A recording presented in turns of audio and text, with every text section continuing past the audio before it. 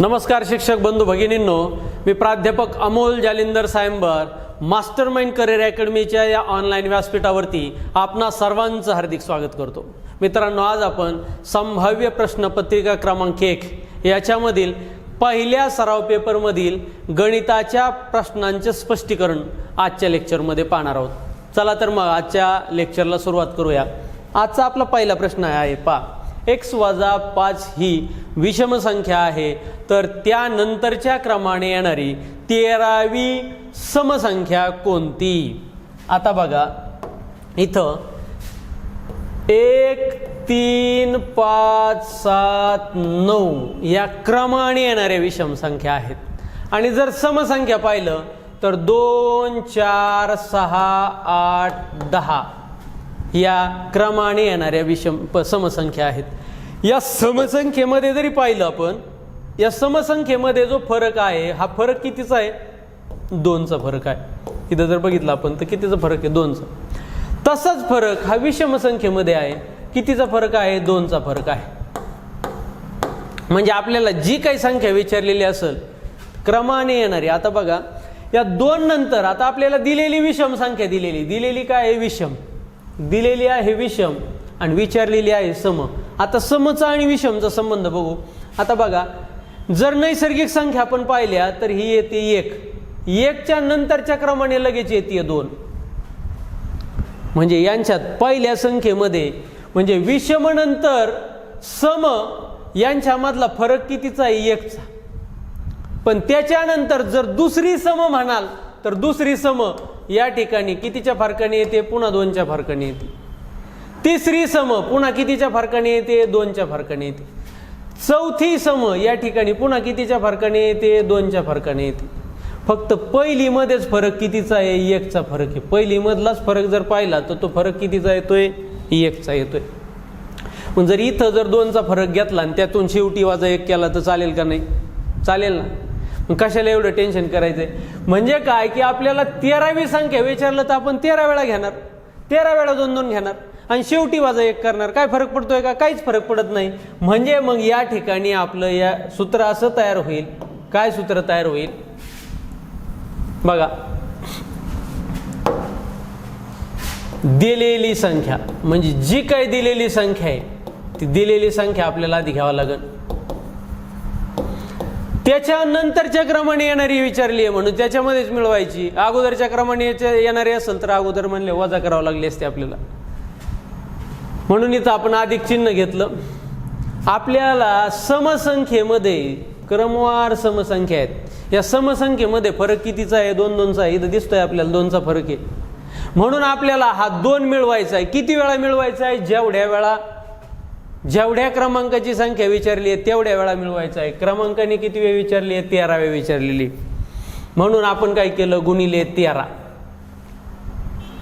बरोबर। म्हणजे या ठिकाणी सूत्रात जर लिहायचं झालं तर सूत्रामध्ये आपल्याला इथं काय लिहावं लागेल? गुणिले n क्रमांकाची संख्या, n क्रमांकाची संख्या, आणि या ठिकाणी आपल्याला वजा 1 करावं लागणार आहे। का? कारण इथं बघा विषम नंतर सम मात्र पहिल्यांदा 1च्या फरकाने येतो, त्याच्यानंतर मात्र पुन्हा 2चा फरक कंटिन्यू आहे, म्हणून आपल्याला इथे 1 वजा करावा लागला। म्हणजे या ठिकाणी आपल्याला अशा पद्धतीने हे सूत्र तयार झालं। मग आता याच्यामध्ये किमती टाकून आपण ही कन्सेप्ट समजून घेतली आहे। ही सूत्र इथं हे सूत्र नसतं लिहिलं, हे सूत्र नसतं लिहिलं तर आपलं उत्तर नसतं आलं का? आलं असतं। पण बऱ्याच जणांना सूत्र टाकल्याशिवाय कसं काय केलं हे कळत नाही। आपण काय घेतलं असतं? दिलेली संख्या म्हणजे आपली ही संख्या अधिक आपल्याला 2 मिळवावा लागतोय। किती वेळा मिळवावा लागतोय? 13 वेळा मिळवावा लागतोय, म्हणून मी घेतलं 2 गुणिले 13, कारण 2ची 13 वेळेस बेरीज करायची। आणि इथं आपण मगाशी बघितलं होतं की 2 विषम संख्येनंतर समसंख्या ही सुरुवातीला 1च्या फरकाने असते, म्हणून आपण तर इथं 1चा फरक असा काही घेतला नाही, आपण 13 वेळेस 13 समप्रमाणे घेतलंय, म्हणून आपल्याला इथे 1 वजा करावा लागणार आहे। म्हणून या ठिकाणी या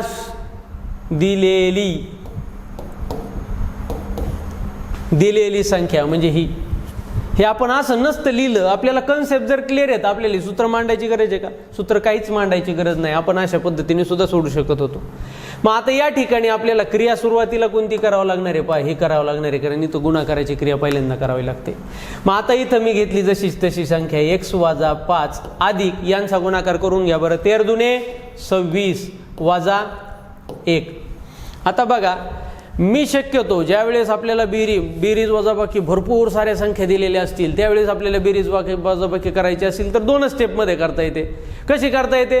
काय करायचं की समान चिन्ह असणाऱ्या संख्यांची पहिल्यांदा बेरीज करून घ्यायची आणि मग नंतर आता समान चिन्ह या ठिकाणी बघा बरं, ईला 1 आणि ईला 1 यांना काय ऋण चिन्ह आहे, म्हणून आपण यांची बेरीज पहिल्यांदा करून घेतली आणि ती वजा केली. तर म्हणजे अशा किती संख्या जरी दिल्या तरी आपल्याला करता येईल. इथं मात्र 2च दिल्यात म्हणून काय नाही फरक पडत. म्हणजे मी 26 मधून जरी 1 वजा केले आई येईल उत्तर 25 आणि 25 मधून पुन्हा 5 वजा केले उत्तर किती येईल 20. आणि जर याच पद्धतीने जर केलं तर काय होईल की हे 5 ऋण 5 आणि हे ऋण 1 यांची बेरीज किती होईल 6. पण हे 6 कसे राहणार आहेत? ऋणच राहणार आहेत. म्हणून मग x अधिक हे 26 घेतले आणि हे ऋण 6 घेतले. मग 26 हे धन 26 आहेत, हे ऋण 6 आहेत, यांची झाली वजाबाकी. मग वजाबाकी किती येईल x. आता याला येणारी वजाबाकी आली 20. या 20ला चिन्ह कोणतं येणार आहे? मोठ्या संख्येचं. म्हणजे मग आपल्याला काय लिहावं लागेल? अधिक 20. म्हणजे x अधिक 20 या ठिकाणी आलेलं उत्तर आहे ऑप्शन नंबर 1. यानंतर आपल्याला दुसरा प्रश्न लगेच सोडवायचा आहे. काय आहे दुसरा प्रश्न? एका संख्येला 38ने भागल्यास बाकी 22 उरते व तर त्याच संख्येला जर 19ने भागलं तर बाकी किती उरल? आता हा प्रश्न थोडासा बाजूला ठेवा, कारण 38चा पाढा काय आपल्याला येत नाही, 19चा तोडका मोडका येतो. म्हणून आपल्याला तुम्हाला कन्सेप्ट क्लिअर करण्यासाठी मला काय नाही सोडून द्यायचं मी कोणत्या पद्धतीने देणार आहे, पण तुम्हाला हे कायमस्वरूपी लक्षात राहण्यासाठी मी तुम्हाला या ठिकाणी तुमच्या परिचयाच्या संख्या देतो. आता तुम्हाला पहा 2चा पाढा येतो, 4चा पाढा येतो, 6चा पाढा येतो, 8चा पाढा येतो. चला मग आपण 8चा पाढ्यापर्यंत 10 पर्यंत तर पाढे येत असतील, मग 8चा पाढा घेऊ. आता बघा मी जर असं म्हटलं, काय म्हटलं की 8चा पाढा तुम्हाला बघा 8 दुने 16, 8 त्रिक 24, 8 चौक 32, 8 पंचे 40. आपण एवढंच लिहू समजण्यासाठी थोडासा. आता बघा हे 38 संख्या आहे या ठिकाणी बघा, आणि ही 38 संख्या आहे ही कोणाच्या पाड्यामध्ये आहे? 19च्या पाड्यामधली संख्या आहे. 19ची दुप्पट काय आहे? 38 आहे. मग आता ही 8 ही कोणाची दुप्पट आहे? समजा 8 ही कोणाची दुप्पट आहे? 4ची दुप्पट आहे. म्हणजे आता बघा 38च्या पाड्यामध्ये ज्या काही संख्या तिच्या पटीमध्ये ज्या काही संख्या असतील त्या कोणाच्या पटीमध्ये असणार आहेत? 19च्या पटीमध्ये असणारच आहेत. तसं आहे ज्या 8च्या पाड्यामध्ये ज्या काही संख्या असणार आहेत त्या कोणाच्या पाड्यात असणार आहेत? 4च्या पटीत असणारच आहेत. म्हणजे बघा बरं या 4च्या पटीत या सगळ्या संख्या आहेत का नाही? 4 दुने 8, 4 चौक 16, 4 सक 24, 4 8 32, 4 10 40 आहेत का नाहीत? सर्व संख्या आहेत. मग आता जर मी समजा यातली एखादी संख्या अशी घेतली, काय घेतली की मी उदाहरणार्थ आता या 16च्या अगोदरची संख्या घेतो. काय घेऊ? समजा 15 घेतो, 14 घेतो, काही घेतली तरी चालेल, 13 घेतली तरी चालेल. काय घेऊ मी संख्या? आता समजा जनरली आता तुम्ही तर काय ॲक्च्युअल मुलं जर असतील तर ते उत्तर त्यांनी दिलं असतं. तुम्ही कॅमेऱ्यामध्ये आहात त्याच्यामुळे तुम्हाला उत्तर देता येत नाही, त्याच्यामुळे मीच एक संख्या घेतो. काय घेतो की समजा घेतली मी 14 संख्या घेतली. आता ह्या 14ला जर मी 8ने भागलं तर बाकी किती उरते बघा बरं? 8 1 8 बरोबर. मग आता या ठिकाणी बाकी किती उरत आहे? बाकी उरते 6. बाकी किती उरते? 6. मग आता जर मी असा प्रश्न विचारला, काय प्रश्न विचारला? हा प्रश्न थोडासा बाजूला राहून द्या, हा तुम्ही थोडासा विसरून जा. आता मी याच्यात विचारतोय, काय विचारतोय की एका संख्येला, जसं इथं विचारलं एका संख्येला 38ने, तर इथं मी काय म्हणतो 8ने. एका संख्येला 8ने भागल्यानंतर बाकी किती उरते? 8ने भागल्यानंतर बाकी उरते 6. मग मी इथं म्हणलं बाकी 6 उरते. तर त्याच संख्येला 4ने, इथं विचारले 19ने, मी इथं म्हणतो 4ने भागल्यानंतर बाकी किती उरेल? आता हीच संख्या, कोणती संख्या? ही 14 ही संख्या. हिला जर आपण 4ने भागलं तर बाकी किती उरते हे बघूत आपण. 4ने भागलं काय होईल? 4 त्रिक 12. या ठिकाणी बाकी किती उरली? 2 उरली. बाकी किती उरली आहे? 2 उरली. म्हणजे तुम्हाला या ठिकाणी शॉर्टकटमध्ये असं पण करता येऊ शकत होतं काय, की ही जी काय बाकी होती या ठिकाणी आलेली जी बाकी होती या बाकीलाच जर 4 ने भागलं तर, कारण इथं बघा आपण काय केलंय या 6लाच या ठिकाणी बघा या 6ला जरी 4 ने भागलं असतं तरी पण बघा बरं 4 1 4 बाकी किती उरली असती? 2च उरली असती. बाकी किती उरली असती? 2च उरली असती. म्हणून या ठिकाणी याला 4ला जर भागलं 4 ने जरी भागलं असतं तरी 4 1 4 आणि बाकी या ठिकाणी 2 उरली असती. म्हणून मग आपण काय करणार आहे, जी काय दिलेली बाकी आहे ना ती पटीतली संख्या 19च्या पटीत 38 आहेत ना, मग 38च्या सगळ्या संख्या 38च्या पटीतल्या सगळ्या संख्या काय येणार आहेत? हिच्या पटीमध्ये येणार आहेत. मग ही जी काय बाकी उरते त्या बाकीलाच भागायचंय. मग आता या ठिकाणी आपण ही कन्सेप्ट आपल्याला जर समजलेली असेल तर आपण या ठिकाणी भागाकार करून घेऊ. काय करायचंय? काय करणार आहेत आपण? ही जी काय बाकी आहे, काय बाकी आहे? 22. या 22लाच कितीने भागायचं? 19 ने भागायचं. म्हणून आपण 19 ने भागून घेऊ. मग 19 1 19. मग 22 मधून 19 गेले, बाकी किती उरणार आहे? तर बाकी उरणार आहे 3. या ठिकाणी 3 म्हणजे पर्याय क्रमांक 3 मध्ये 3 हे उत्तर आलेलं आहे. चला पुढचा प्रश्न याच पद्धतीने पाहूयात आपण. आता इथं दिलंय L वजा IV गुणिले IX. बऱ्याच वेळेला L M N हे आता एक प्रश्न नियमित एक लक्षात ठेवा. रोमन अंकावरती आत्तापर्यंतच्या D.Edच्या प्रश्नपत्रिकेमध्ये प्रश्न TET मध्ये प्रश्न पडत आलेला आहे. त्याच्यामुळं रोमन संख्या नीट करा, 1 मार्क तुम्हाला देऊन जाणार आहे. या रोमन संख्येचा एक व्हिडिओ मी आजच या ठिकाणी यूट्यूबवर अपलोड करणार आहे, तुम्ही तो पाहायला विसरू नका. आता बघा ही जी रोमन संख्या आहे ही रोमन संख्या कुठं युरोपमध्ये तयार झालेली आहेत. आता या संख्या कोणी वापरत नाही. या फक्त खंडांना नावं द्यायला, धड्यांना नावं द्यायला अशाच पुरत्या या संख्या उपयोगात आहेत. परंतु आता आपल्याला हे समजून घ्यावं लागेल. आता याच्यामध्ये काही ठराविकच इंग्रजी अक्षर वापरले जातात. कोणते आहेत? फक्त ते IVX LCDM एवढेच अक्षर आहेत. एवढे अक्षर जर लक्षात राहिले तर विषय संपला. काय? I म्हणजे 1, V म्हणजे 5, X म्हणजे 10, L म्हणजे 50, C म्हणजे 100, D म्हणजे 500 आणि M म्हणजे 1000. आता बघा याच्यामध्ये पण थोडंसं साम्य आहे. काय बघा, पहिल्यांदा काय 5 पट नंतर दुप्पट. आता 5 पट आहे ना, 1ची 5 पट 5, 5ची दुप्पट 10, 10ची 5 पट 50, 50ची दुप्पट 100, 100ची 5 पट 500, 500ची दुप्पट 1000. ओके, याचा डिटेलमध्ये मी व्हिडिओ बनवणार आहे. आता आपल्याला एवढं तर सगळ्यांना कळतंय. आता फक्त आपण काय करून घेऊ या ठिकाणी. आता ह्या संख्या ज्या आहेत या संख्या कशा तयार होतात, त्याचे काय नियम आहेत, तयार करण्याचे नियम आहेत, ते सगळं आपण डिटेलमध्ये पुढच्या लेक्चरमध्ये पाहू. हे फक्त आता मी तुम्हाला समजून देतोस. आता इथं जर L दिलेला आहे तर L म्हणजे काय आता आपल्या लक्षात येते. किती येत आहेत? 50. म्हणजे या ठिकाणी 50 आहे. L वजा या ठिकाणी वजा किती आहे? IV. आता V म्हणजे काय आहे? 5.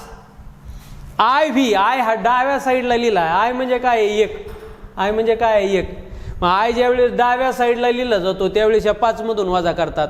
मग 5 मधून 1 वजा केल्यावर किती येतंय? 4. म्हणजे हा IV म्हणजे काय आहे? हा 4 आहे.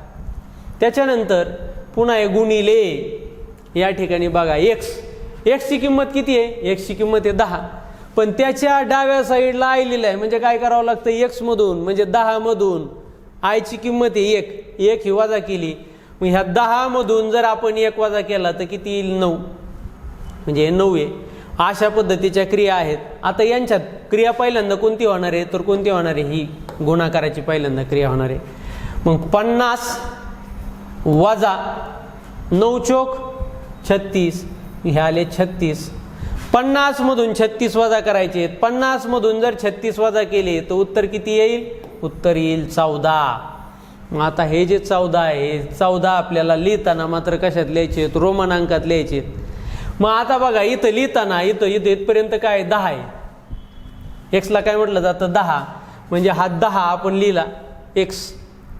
त्याच्यानंतर किती लिहायचे आहेत आपल्याला 14. मग 4 साठी काय करावं लागतंय बघा, हा 5 जो आहे या 5च्या अगोदरचा एक अंक, मग हा 4 इथं बघितलाय हा 4च आहे. 5च्या अगोदर म्हणजे 1, 5 मधून 1 वजा करायचा आहे तर आय डाव्या बाजूला लिहावा लागतो, म्हणून आय आणि मग लिहिला व्ही. म्हणजे अशा पद्धतीने हे उत्तर आलेलं आहे X I V. X I V या ठिकाणी कुठं दिसत आहे तर दुसऱ्या ऑप्शनमध्ये दिसत आहे. अशा पद्धतीने आपण हा प्रश्न सोडवलेला आहे. पुढचा प्रश्न आहे पहा, घड्याळात 5:10 आणि 8:50 या दोन्ही वेळा मिनिट काटा व तास काटा यात होणारा कोणांच्या मापातील फरक, म्हणजे इथं कोण काढायचे दोन्हीमध्ये पण, त्याच्यानंतर त्यांच्या मापातला फरक पुन्हा काढायचा. काय दिलेले आहे आता 2 वेळा दिलेल्या आहेत. पहिली जी वेळ आहे ती वेळ किती आहे 5:10 आणि दुसरी जी वेळ आहे ती किती आहे 8:50. आता पहा घड्याळावरती मी व्हिडिओ बनवलेले आहेत, आपण ते पाहिलेले पण आहेत, लेक्चरमध्ये पण पाहिलेत. पहा आता मी सांगितलेलं आहे की सुरुवातीला सढळ कोण काढून घ्या. म्हणजे काय 5 वाजता म्हणजे इथं 5 वर डायरेक्ट तास काटा नेऊन ठेवा आणि तास काटा दर्शवण्यासाठी मी इथं चंबू काढतो, कारण माझ्याकडं लहान मोठा काटा होऊ शकतो. तुमचं कन्फ्युजन होऊ नये म्हणून मी या ठिकाणी काय करतो, तास काट्याच्या पुढे चंबू आणि मिनिट काट्याच्या पुढे काय काढतो, बाण काढतो. आता 10 मिनिट म्हटलेलं आहे. 10 मिनिट म्हणजे इथं 1च्या तिथं असतात 5 मिनिट आणि या 2 पैसे असतात 10 मिनिट, म्हणजे मिनिट काटा फिक्स इथं आहे. मिनिट काटा या 10 वर आहे, परंतु हा मिनिट काटा ज्या वेळेस 5 वाजले होते त्यावेळेस हा मिनिट काटा होता 12 वर. आता तो काय झालाय पुढं आलाय, किती मिनिट पुढं आलाय 10 मिनिट पुढं आलेला आहे. मग जर मिनिट काटा 10 मिनिट पुढे आला तर तास काटा त्याच्या निम्म्या अंशाने पुढे जातो ना, म्हणजे ह्या 10च्या निम्मे म्हणजे किती 5 अंशाने पुढे जाणार आहे. मग हा जर इकडं 5 अंशाने गेला तर 5 अंशाने कोण काय होतोय वाढतोय. मग या ठिकाणी बघा सुरुवातीचा जो असणारा सढळ कोण आहे, हा सुरुवातीचा सढळ कोण किती होता, ज्यावेळेस हा काटा हा 2 वर होता आणि एक काटा 5 वर होता, यांच्यामध्ये तासाच्या प्रत्येक तासाच्या कोणादरम्यान 30 अंशाचं अंतर असतं. मग हे 30 हे 30 आणि हे 30 असे 30 त्रिक 90 अंशाचा हा सढळ कोण होता. आता झालंय काय तर हा कोण कितीने वाढलाय 5 ने वाढलाय. किती अंशाने वाढलाय 5 अंशाने. म्हणजे याच्यामध्ये काय करावं लागणार आहेत, वाढलाय म्हणून 5 मिळवावं लागणार आहेत. कोणते 5 हे, कारण हा 5 कडचा काटा कुठं गेलाय 6 कडे. किती अंशाने गेलाय हा 5 कडचा काटा 6 कडे 5 अंशाने गेल्यामुळं हा कोण 5 अंशाने वाढतोय. म्हणजे ह्या 90 मध्ये जर 5 मिळवले तर कोण किती अंशाचा होतोय 95 अंशाचा कोण होतोय. इथं 95 अंश हे पहिल्या वेळेतलं अंतर झालं. आता दुसऱ्या वेळेत बघायचं आहे आपल्याला. मग 8 वाजता म्हणल्यावर काय करणार तुम्ही, एक काटा 8 वर ठेवला. 50 मिनिट म्हणजे मिनिट काटा कुठं असणार आहे या 10 वर असणार आहे. यांच्यातला जर सढळ कोण पाहिला तर हा सढळ कोण किती आहे हे बघा 30 आणि हे 30 किती आहे 60 अंशाचा कोण आहे यांच्यामध्ये असणारा कोण. पण 8 वाजता हा तास काटा राहणार आहे का नाही, कारण हा मिनिट काटा ज्यावेळेस 8 वाजता कुठं होता इथं होता मिनिट काटा, पण आता हा फिरत फिरत कुठं आलाय पार या 10 वर आलाय, म्हणजे 50 मिनिट पुढे गेलाय. मग ह्या 50च्या निम्मे किती होतात 25 अंशाने हा काटाकडे जाणार आहे 8 कडून 9 कडे जाणार आहे. मग हा काटा जर 8 कडून 9 कडे 25 अंशाने गेला तर हा 25 अंशाने कोण काय होतोय कमी होतोय.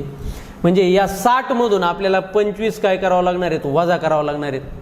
मग या ठिकाणी मग 6 इथं आपण घेतला 5 इथं घेतली 10, 10तून 5 गेले खाली राहिले 5, नंतर ह्या 5तून 2 गेले खाली राहिले 3, म्हणजे 35 अंशाचा या ठिकाणी कोण तयार होतोय. इथं होतोय 55 अंशाचा, इथं होतोय 35 अंशाचा. आपल्याला काय काढायचंय कोणातील फरक. मग फरक काढण्यासाठी वजाबाकीची क्रिया केली जाते. मग आपण काय केलं 95 मधून 35 मोठ्या संख्येतूनच लहान संख्या वजा केली जाते, म्हणून 5तून 5 गेला 0, या ठिकाणी 9तून 3 गेले खाली राहिले 6, या ठिकाणी 60 अंशाचा कोण होईल. मग 60 अंश हे उत्तर कुठं आहे तर चौथ्या ऑप्शनमध्ये आहे. अशा पद्धतीने हा प्रश्न आपण सोडलेला आहे. त्याच्यानंतर आता पुढचा प्रश्न पाहूयात. प्रश्न क्रमांक 65 काय दिलेले की 4 2 0 पुढं स्टार दिलाय आणि 1 ही संख्या आहे, इथं जर एखादा अंक असता तर आपल्याला ती वाचता आली असती, म्हणून मी आता फक्त अंक सांगितले तुम्हाला. या संख्येस 9ने निशेष भाग जातो, तर स्टारच्या जागेवर कोणता अंक असेल, जो स्टार आहे ती जी चांदणी केलेली त्याच्या जागेवर कोणता अंक असेल हे आपल्याला विचारलंय. बघा आपल्याला 9ची कसोटी माहीत पाहिजे. विभाज्यतेच्या कसोट्या म्हणजे एखाद्या संख्येला कोणत्या संख्येने भाग जाईल हे आपल्याला अगोदरच कळतं. कसं कळतं? त्या ज्या ट्रिक्स आहेत त्या ट्रिक्स आपल्या विभाज्यतेच्या त्या कसोट्यांमध्ये असतात. मग 9ची कसोटी काय सांगते की 9ची कसोटी सोपी आहे. काय? दिलेल्या संख्येतील अंकांच्या बेरजेला जर 9ने भाग गेला तर संपूर्ण संख्येला 9ने भाग जातो. मग दिलेल्या संख्येतील अंकांची बेरीज करू बरं आपण. मग काय आहे? 4 आहे, पुन्हा आहे 2, पुन्हा आहे 0, पुन्हा आहे स्टार. याची किंमत मात्र आपल्याला माहीत नाही. पुन्हा अधिक आहे 1. ज्यांची याचीच किंमत फक्त आपल्याला माहीत नाही, बाकीच्यांच्या किमती माहिती आहेत. मग ज्याची माहिती आहे तेवढ्यांत बेरीज करून घ्या. झालं 4 आणि 2 6, 6 आणि 0 6च. 6 आणि स्टार आपल्याला माहीत नाही, तो स्टार आपण नंतर लिहू, तो नंतर बेरीज करून घेऊ. आधी याची बेरीज करून घे. 6 आणि 1 काय झाला? 7. म्हणजे हा 7 हा अधिक स्टार, याची किंमत मात्र आपल्याला माहीत नाही. आता यांची बेरीज, यांची जी काय बेरीज येणार आहे ती बेरीज कितीच्या पटीत आहे? 9च्या पटीमध्ये आहे. म्हणजे 9ची पट काय आहे? तर बघा 9ची पट आहे 9 1 9, 9 2 18, 9 3 27. म्हणजे या पटीतली ती संख्या आहे. मग आता बघा जवळची संख्या, या पाढ्यातली जवळची संख्या. आता या 7 मध्ये तुम्हाला इथं 1 अंक मिळवायचा आहे. हा 1 अंक किती असणार आहे? 1 तर 0 पेक्षा मोठा असेल, म्हणजे 0 पासून ते मोठ्यात मोठा अंक काय? 9. याच्यापैकी एखादा अंक असेल. मग आता इथं जर 0 टाकला तर बेरीज 7च येईल, 1 टाकला तर बेरीज 8 येईल, 2 टाकले तर बेरीज काय येईल? 9. म्हणजे पाढ्यातली जवळची संख्या काय आहे? ही 9. मग हे 9 बेरीज 9 करण्यासाठी इथं तुम्हाला किती मिळवावं लागणार आहेत? इथं मिळवावं लागणार आहेत 2.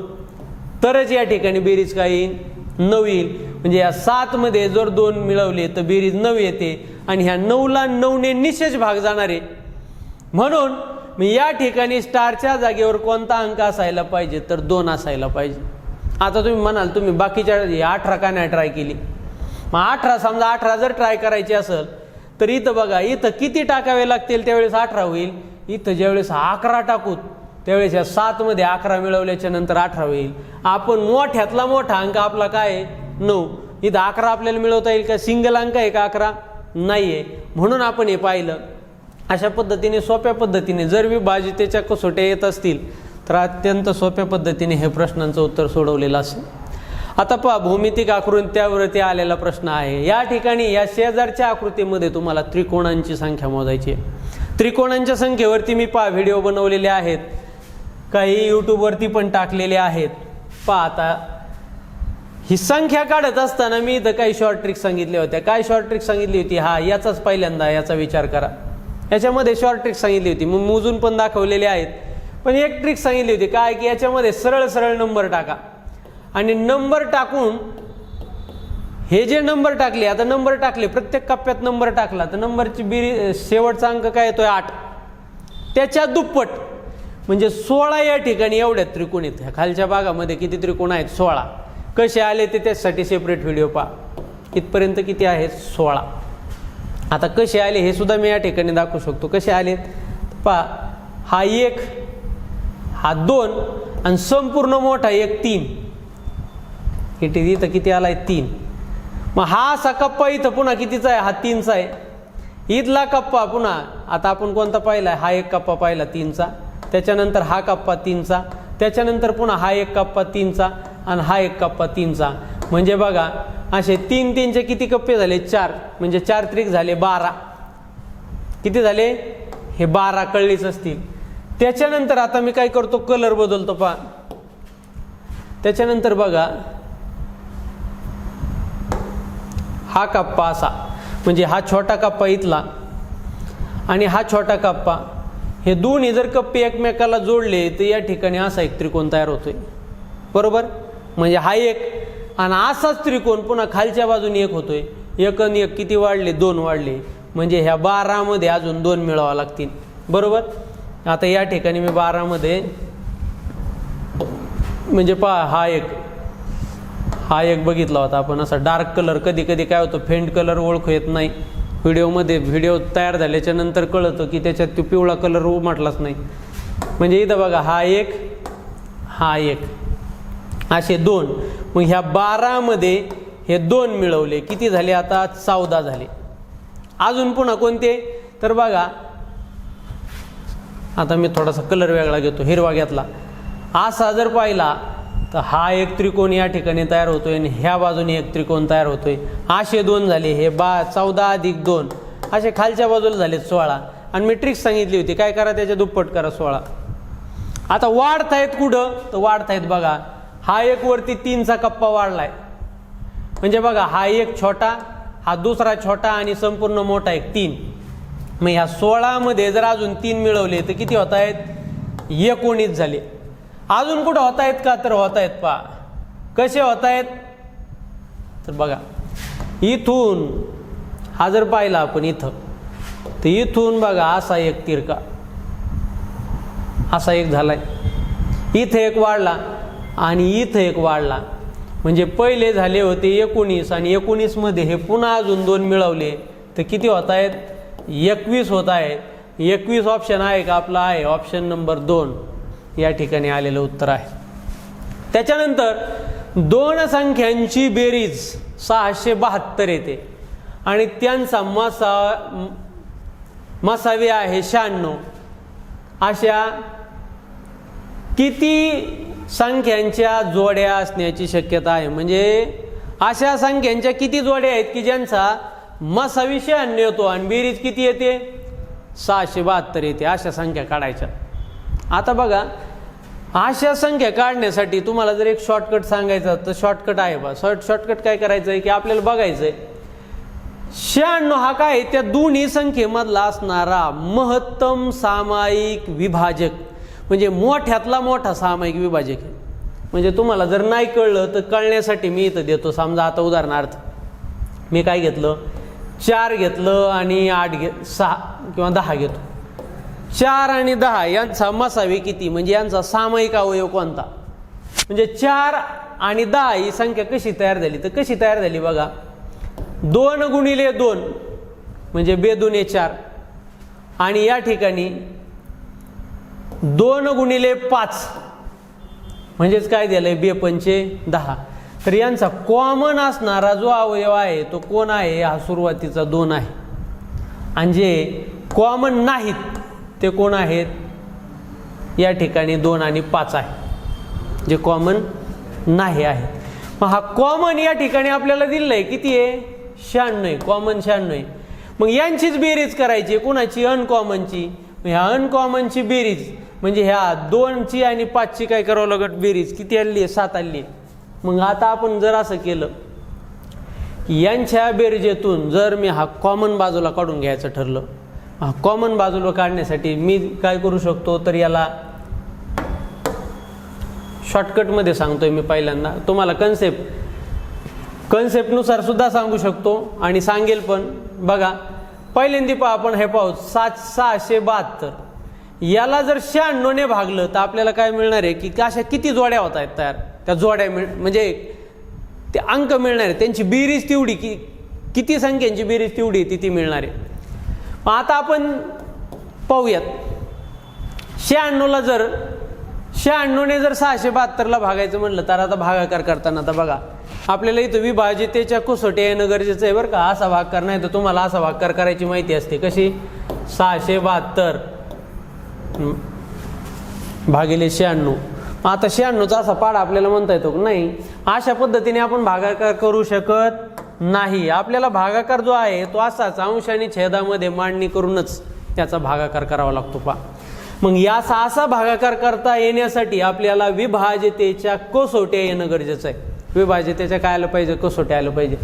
म्हणजे या वरच्या संख्येला आणि खालच्या संख्येला कोणत्या समान संख्येने भाग जातो हे कळालं पाहिजे.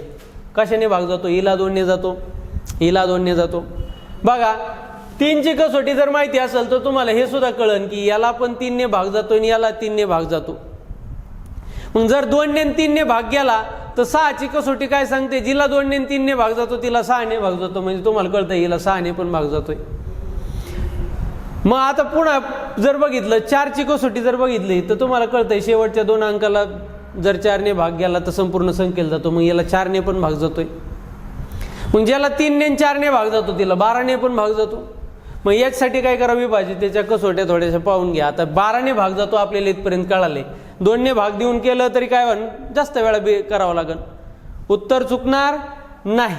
पण आपल्याला जर लवकर उत्तर काढायचं असेल तर आपल्याला सगळ्या कसोट्या येणं गरजेचं आहे. मग आता आपल्याला कळलं की 12ने या संख्येला भाग जातोय, कारण 3ने भाग जातोय, 4ने भाग जातोय, म्हणून 12ने पण भाग जातोय. अजून आपल्याला पुढचे कसोट्या माहिती असतील, पण आता इथपर्यंत ठीक आहे. 12चा पाढा पण आपल्याला सहजासहजी येतो. मग 12 8 96 म्हणून किती आलेत 8, आणि इथं 12 पंचे 60 म्हणून इथं आले 5. राहिले किती आता 7. मग इथं लिहिले संख्या काय झाली 72. मग 12 सग 72 या ठिकाणी किती आलंय 56/8. अजून एकदा भागावं लागणार आहे. पहा आता 8चा पाढा 56 पर्यंत, 8 ही 7 56 म्हणजे या ठिकाणी 7 मिळाला आपल्याला. हा जो 7 आहे म्हणजे आपल्याला 7 बेरीज येणाऱ्या किती जोड्या तयार करता येतील ह्या बघायच्या.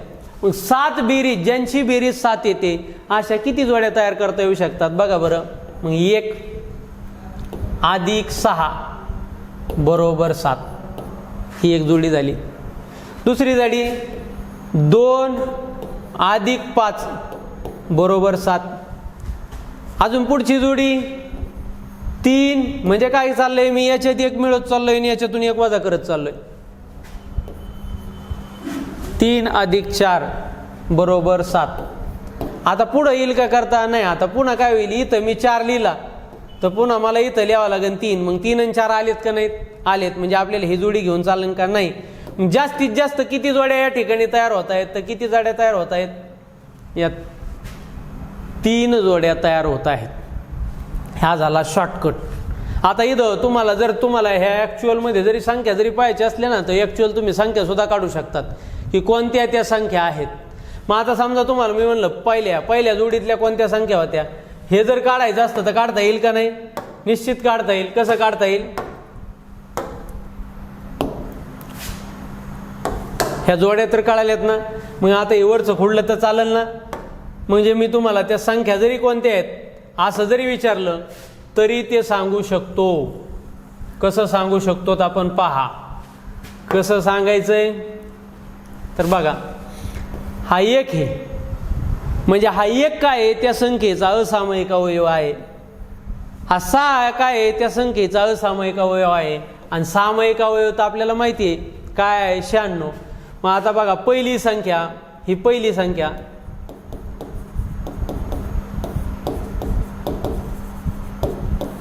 आणि ही दुसरी संख्या.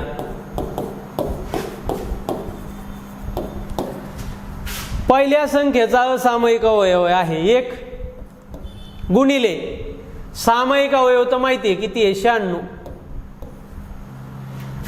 आणि दुसरी संख्या जी आहे या दुसऱ्या संख्येचा असामायिक अवयव आहे 6 आणि सामायिक अवयव आहे 96. आता हे कुठलं तरी चालेल ना. वरची ओळ या ठिकाणी मी खोडतो कारण आपल्याला लिहायला जागा पुरणार नाही. आता 1 आणि 6 आहे हे ध्यानात ठेवा तुम्ही. ओके, वाटलंच तर मी इथं ह्या जोड्या लिहून ठेवतो. 1 आणि 6 ही एक जोडी होती. पुन्हा दुसरी जोडी पहा 2 आणि 5 ही एक जोडी आहे. आणि 3 आणि 4 ही एक जोडी. अशा 3 जोड्या आहेत, ह्या आपण पाहिलेल्या आहेत. आपल्याला हे फक्त येतंय का कसं कन्फर्म करायचं आहे, पडताळा पाहायचा आहे, म्हणून मी या ठिकाणी तुम्हाला सांगत आहे. बघा आता यांचा गुणाकार काय येणार आहे, 1चा आणि 96चा गुणाकार काय येणार आहे 96. ओके, यांचा आला. ही संख्या पहिली संख्या काय आली 96. तर दुसरी संख्या आपल्याला यांचा गुणाकार करावा लागणार आहे. मग 6 6 36 6 आले 3 6 9 54 54 आणि 3 57. दुसरी संख्या काय आली तर 576 आली. आता आपल्याला कन्फर्म करण्यासाठी पहिली जोडी, आता आपल्याला काय करायचं त्याची बेरीज बघा बरं. 672 येते का बघूत बरं, यांची बेरीज करून 672 येते का.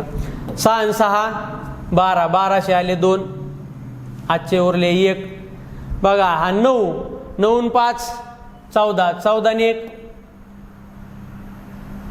सॉरी हां 15 काही ते आपला एक उरला होता.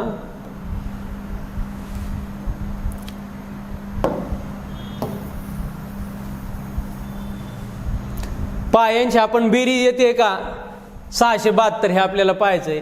मग आता इथं बघा हा 6 आणि हा 6 यांची आता आडव्या मांडणीत करतोय म्हणून थोडंसं आपल्याला कन्फ्युजन होऊ शकतं.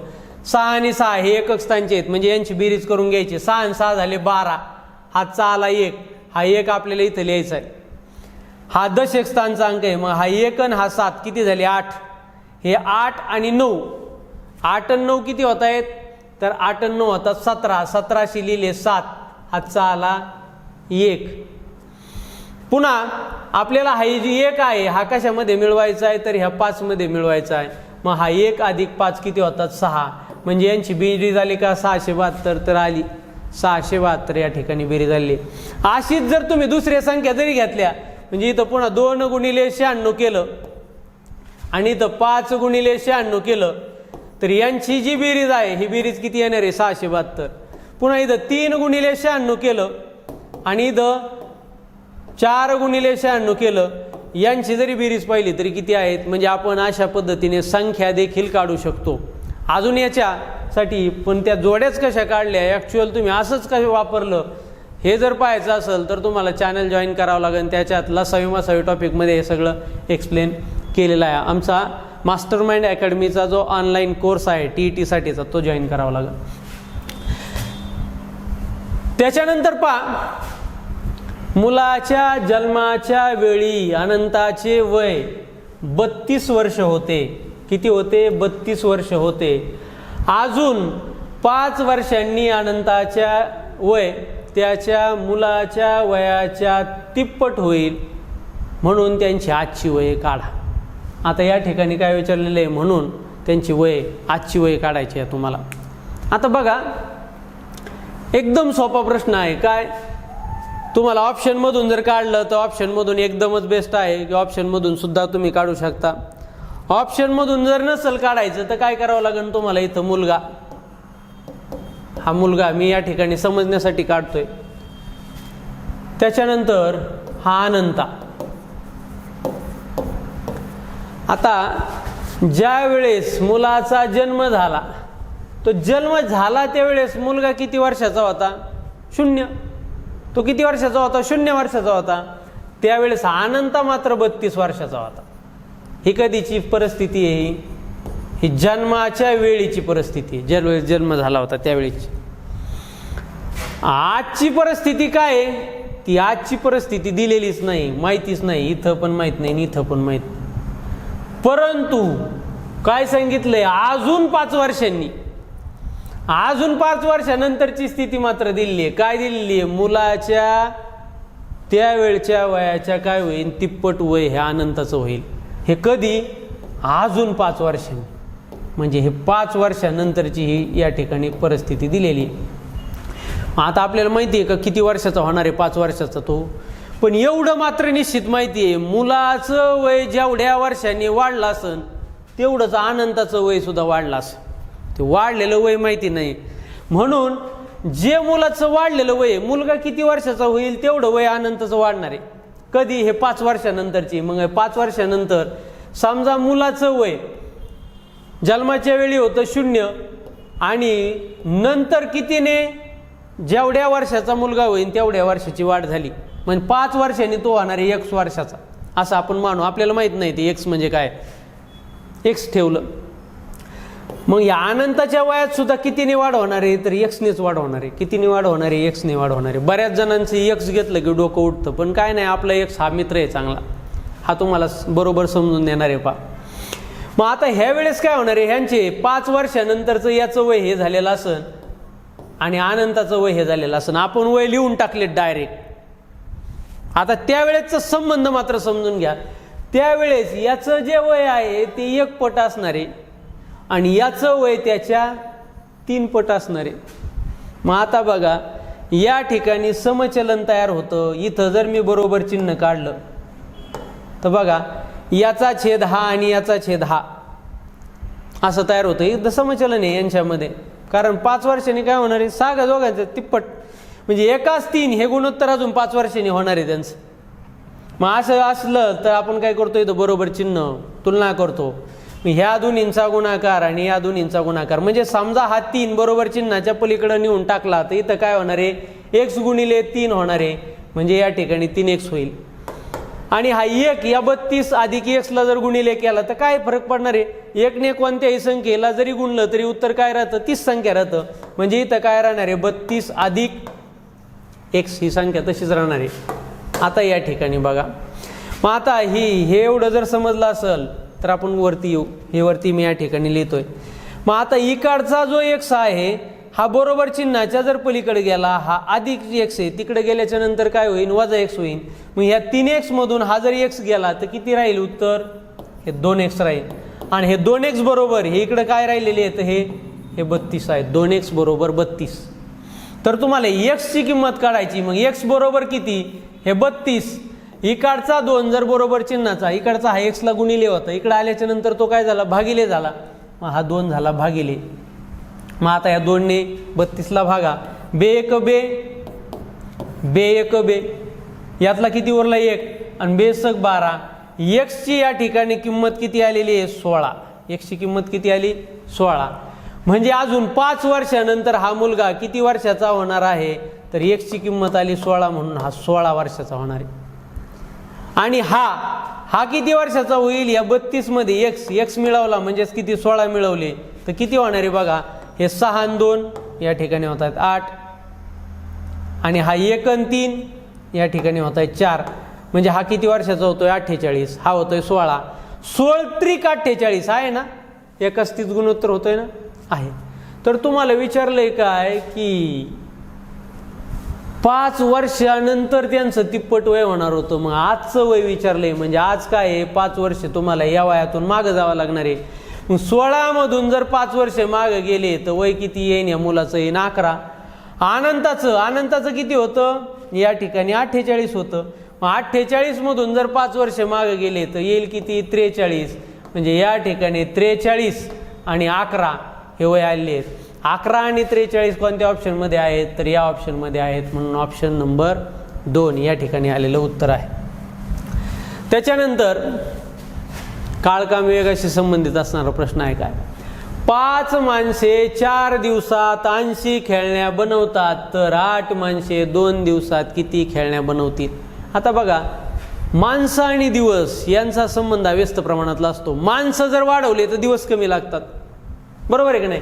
म्हणून ते व्यस्त चलनात मांडायचे. व्यस्त चलनात काय असतो, गुणाकार स्थिर असतो. म्हणून हे 5 गुणिले 4 हे गुणाकारात मांडून घेतलेत का, व्यस्त चलनात गुणाकार स्थिर असतो म्हणून. 80 खेळण्या बनवतात. 80 खेळणे हे काय, काम. कामाचा आणि या सर्वांचा संबंध हा समप्रमाणात असतो. बघा, आता माणसं वाढवले तर खेळण्यांची संख्या वाढेल का नाही, काम वाढेल ना, बरोबर. दिवस वाढवले तर काय होईल, काम वाढेल. म्हणजे यांचा संबंध हा समप्रमाणात असतो आणि समचलनात भागाकार स्थिर असतो.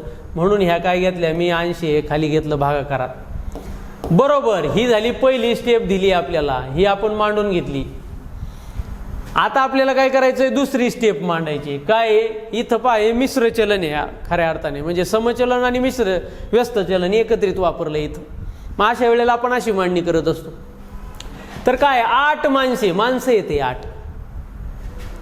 2 दिवसात, दिवस, माणसं आणि दिवस यांचा संबंध हा व्यस्त प्रमाणात असतो म्हणून व्यस्त मांडून घेतलं. किती खेळण्या बनवतील, किती खेळणे बनवतील. खेळणे काय, काम माहीत नाही म्हणून आपण इथे लिहिलं x. म्हणजे आता काय होणार आहे, हा x जर बरोबर चिन्हाच्या पलीकडे आला तर याला गुणिले होईल. आणि हा 80 जर बरोबर चिन्हाच्या पलीकडे आला तर ह्या 8 गुणिले 2 ला बरोबर होईल, गुणिले होईल. मग मांडून घ्या, इथं काय राहील 5. आता तुम्ही हे डायरेक्ट, आता बघा x ची किंमत काढायची म्हणजे x इथं जाणार आहे, याला गुणिले. तुम्हाला हे x ची किंमत काढायची, मग हे 5 गुणिले 4 हे पुन्हा हे 80 इथं जाणार आहेत वरती, याला काय होणार आहे, भागिले होणार आहे. म्हणून मग तुम्ही इथं डायरेक्ट जरी असं लिहिलं तरी चालतंय. काय इथे लिहायचं, x बरोबर 8 गुणिले 2 हे इथले 2 आणि हा जो 80 आहे हा इकडं आलेला 80 इथं लिहिला तुम्ही, भागिले हे 5 गुणिले 4 इथे लिहिले. आता करा भागाकार. 4 1 4, 4 2 8, पुन्हा 5 1 5, 5 1 5, उरले किती 3, 5 सक 30 झाले 16. मग आता 16 दुने 32 आणि 32 दुने 64, x बरोबर किती 64. म्हणजे या ठिकाणी हे माणसं जे आहेत हे किती खेळण्या बनवतील? 8 माणसे 2 दिवसात 64 खेळण्या बनवतील. अशा पद्धतीने आलेलं उत्तर आहे. त्याच्यानंतर बघा पुढचा प्रश्न आहे. आता हे जे आहे दशमान परिमाणे म्हणतो आपण याला. या दशमान परिमाणावर शक्यतो एक प्रश्न पडतो म्हणून, आणि एक ओळ असली की हा प्रश्न लिहिता येतो. कोणती ओळ पाठ पाहिजे त्यासाठी? फक्त कोणती? ही पाहावी वेळ. Kilo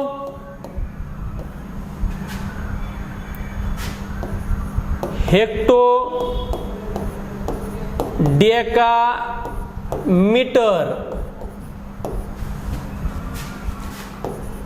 deci centi millimetre. फास एवढं फक्त ओळ पाठ असली की अख्ख्याचं कन्व्हर्जन कशाचं? 1 मार्क आपला फिक्स झाला म्हणायची एवढी पळ पाठ केली. मग आता याचं आपण बघा याचा संबंध समजून घेऊ. 1 किलो म्हणजे किती? 10 हेक्टो. आता बघा हे दशमान परिमाण आहेत हे सगळ्या बाबतीत. म्हणजे या ठिकाणी बघा मीटर म्हणजे काय? अंतर मोजायचं असेल तर मीटर लावलं जातं. वजन मोजायचं असेल तर इथं ग्रॅम, किलोग्रॅम, हेक्टोग्रॅम, डेकाग्रॅम. इथं मीटरच्या ऐवजी काय? ग्रॅम. आकारमान मोजायचं असलं तर kilo litre, hecto litre, deca litre. इथं मीटरच्या ऐवजी लिटर, डेसी लिटर, सेंटीलिटर, मिलीलिटर. सगळ्यासाठी सेम आहे. म्हणजे मी फक्त आता काय वापरतो? जे कॉमन आहेत ते वापरतो. म्हणजे किलो. 1 किलो म्हणजे 10 हेक्टो. 10 हेक्टो म्हणजे 100 डेका. 100 डेका म्हणजे 1000 मीटर. 1000 मीटर म्हणजे 10,000 डेसीमीटर. 10,000 डेसीमीटर म्हणजे 1,00,000 सेंटीमीटर. 1,00,000 सेंटीमीटर म्हणजेच 10,00,000 मिलीमीटर. आता याचं जर आपण कन्व्हर्जन बघितलं तर काय झालंय की ज्या वेळेस आपण या लहान एककाकडे चाललोय त्यावेळेस एक अंकांनी दशांश चिन्ह, म्हणजे आता बघा इथून दशांश चिन्ह 1 ने पुढे सरकले. इथं पुन्हा इथं 10 होतं तर 10 पासून पुन्हा 1 ने पुढे सरकले. म्हणजे इथं म्हणजे आपल्याला फक्त एकच ध्यानात ठेवा, या डावीकडून उजवीकडे जाताना आपण काय करतोय? दशांश चिन्ह उजवीकडे सरकत चाललोय. आणि जर आपण इकडून जर इकडे जायचं म्हणलं तर एक दशांश चिन्ह एक अंकाने काय चाललोय? डावीकडे सरकत चाललोय. उजवीकडे जाताना उजवीकडे सरकत जायचंय, डावीकडे जाताना डावीकडे सरकत जायचंय. किती सोपं आहे. मग आता एखादी संख्या आपल्याला जी दिलेली आहे तिचं कन्व्हर्जन आपल्याला करून घ्यायचंय. आता प्रश्न समजून घ्या. इथं काय 25 मीटर अधिक 4.28 डेकामीटर अधिक 138 मिलीमीटर बरोबर किती सेंटीमीटर? म्हणजे उत्तर विचारताना आपल्याला विचारलंय सेंटीमीटरमध्ये. मग आपल्याला या ज्या संख्या दिलेल्या आहेत या सगळ्या संख्यांचं रूपांतरण आपल्याला कशात करावं लागेल? सेंटीमीटरमध्ये. तर आपल्याला उत्तर येणार सेंटीमीटरमध्ये येणार आहे. मग आता याचं सेंटीमीटरमध्ये आपण सहजासहजी रूपांतर करू शकतो. कसं करू शकतो? आता हे 25 मीटर आहेत. मग मीटर कुठे आहेत? इथे आहेत. हे 25 मीटर आहेत. 25 या मीटर पासून सेंटीमीटर किती अंतरावर आहे? 2 घरं उजवीकडे. तर मग आपल्याकडे उजवीकडे सरकताना काय होतंय? उजवीकडे 2 घरं दशांश चिन्ह सरकवायचं. मग दशांश चिन्ह उजवीकडे सरकल्यावर काय होतं? 0 देतो आपण. इथं बघा 1 अंकाने उजवीकडे सरकवलं, संख्या काय झाली? 10. म्हणजे इथं काय जातो? 0 लागतो. मग आता हे जे 25 आहेत हे 25 मीटर होते, याचं सेंटीमीटरमध्ये रूपांतर करायचंय. 2 अंकांनी उजवीकडे जायचंय म्हणजे काय द्यायचे? त्याच्यावर 2 शून्य द्यायचे. म्हणजे या ठिकाणी सेंटीमीटरमध्ये जर रूपांतर सांगायचं झालं तर 25 मीटर म्हणजेच किती? 2500 सेंटीमीटर. म्हणजे याचं काय केलं? या मीटरचं मी पहिल्यांदा रूपांतर करून घेतलं. तसंच रूपांतर कोणाचं करायचंय? डेकाचं करायचंय. आता डेका कुठं आहे? इथं. आता इथं बघा 4.28 डेका आहे. हे इथं मी 2500 इथं लिहितो बरं का, तुम्हाला इथं गिचमेडमध्ये कळायचं नाही म्हणून. हे 2500. आता इथं बघा हा डेका खाली डेका लिहिलंय मी. 2.28 डेका. आता डेका नंतर सेंटी किती अंतरावर आहे बघा, एक ही मिलीमीटर, डेसी आणि सेंटी, म्हणजे किती घर आहे, 3 घर आहे. म्हणजे याचं जे दशांश चिन्ह आहे ते 3 अंकांनी उजवीकडे सरकावं लागेल. म्हणजे या ठिकाणी जर बघा आता 1 अंक, 2 अंक, 3 अंक जर उजवीकडे गेलं तर संख्या काय होईल, 4280. ही 4280 ही संख्या लिहून टाकली इथं. आता कोणाचं रूपांतर राहिले, 138 मिलीमीटर. आता मिली कुठं आहे, इथे 138 मिली. आता तिचं रूपांतर करायचंय तुम्हाला कुठं, इकडं करायचं, सेंटीमीटर मध्ये करायचं. जर आता इकडं सेंटीमीटर म्हणजे कुठं जायचंय, डावीकडं. मग आता याचं दशांश चिन्ह इथं हे सुद्धा कुठं जाईल, डावीकडं. मग किती अंकांनी जात आहे, तर 1 अंकांनी. म्हणून इथं जर 1 अंकांनी डावीकडे घेतलं तर ही संख्या काय होईल, 13.8.